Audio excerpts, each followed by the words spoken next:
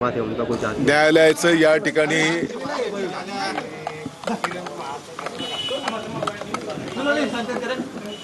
मी माननीय न्यायालयाचं या ठिकाणी आभार व्यक्त करतो।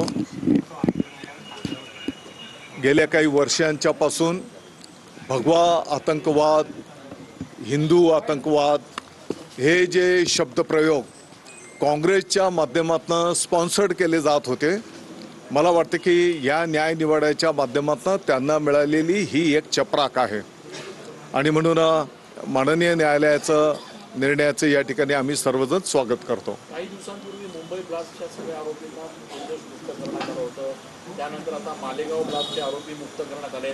पण नेमके हे ब्लास्ट घडवले कोणी असा प्रश्न उपस्थित होतो। नाही, विषय तोच आहे की ज्याने कोणी हे दुष्कर्म केलेलं असेल, हे कृत्य केलेलं असेल, तर त्या मूळ लोकांना शोधणं आणि त्यांना त्या ठिकाणी कायद्याप्रमाणे शिक्षा करणं।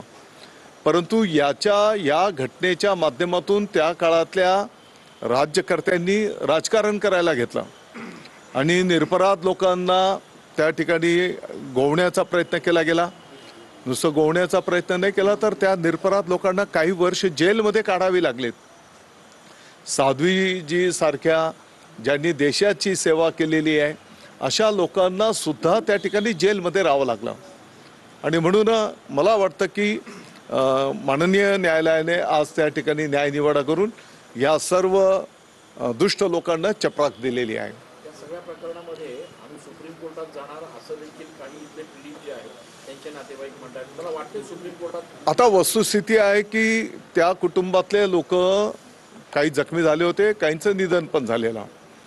विषय मूळ असाच आहे की ज्यांनी ही कृत्य केलेलं आहे त्यांना शासन झालं पाहिजे आणि म्हणून त्या काळामध्ये राजकारण केलं गेलं, निरपराध लोकांना, साधू संतांना गोवण्याचं काम केलं गेलं आणि भगव्याला बदनाम करण्याचं षडयंत्र रचलं गेलं।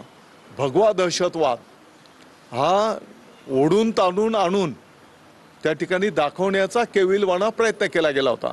मी आपल्या माहितीकरता सांगू इच्छितो की ज्या दिवशी ह्या घटना, दुर्दैवी घटना झालेल्या मालेगावला, जेव्हा ती पेशंट लोक दवाखान्यामध्ये ॲडमिट करण्याचं काम केलं जात होतं, तर त्या पेशंट्सला आरोग्याच्या सुविधा उपलब्ध करून देणं, त्याच्यासोबतच स्वतः रक्त देऊन त्या पेशंट्सला मदत करण्याचं काम मालेगावच्या शिवसेनेने आणि अनेक हिंदुत्ववाद्यांनी केलेलं आणि म्हणून मूळ ज्यांनी ही घटना केलेली त्यांच्यावर कारवाई होणं अपेक्षित आहे।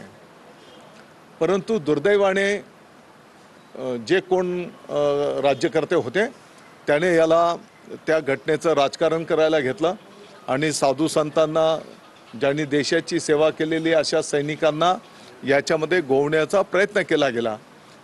काही वर्ष त्यांना जेलमध्ये पण राहावं लागलं, आपण बघितलेलं आहे। अर्थात आता या ठिकाणी न्याय निवाडा झालेला आहे। आपल्या लोकशाही प्रक्रियेमध्ये न्याय मागण्याचे अधिकार आहेत, परंतु आम्हाला विश्वास आहे की वरिष्ठ न्यायालयामध्ये सुद्धा हे सर्व जे काही पुरावे आहेत, कागदपत्र आहेत, ते पाहता त्या ठिकाणी हाच निर्णय कायम होईल।